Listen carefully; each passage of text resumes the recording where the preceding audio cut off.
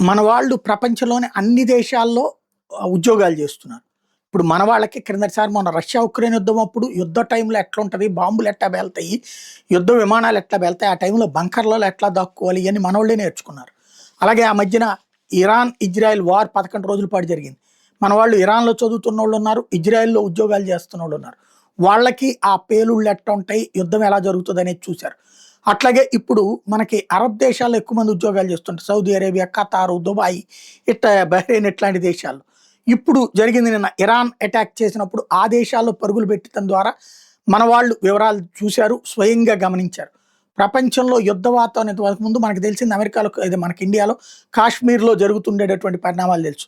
ఇప్పుడు ప్రపంచం అంతటా మన వాళ్ళు ఉంటూ ఉండటం వల్ల ఆయా దేశాల్లో ఉండే వాతావరణాలు ఎట్టుంటాయి, అక్కడ ఎవరు ఎవరికి అనుకూలం, ఏం జరుగుతుంటది అన్నటువంటిది పూర్తి జ్ఞానం వస్తుంది. అట్లాగే యుద్ధం సందర్భంలో ఎక్కడ ఎలా ఏం చేయాలన్నదో కూడా తెలుస్తోంది.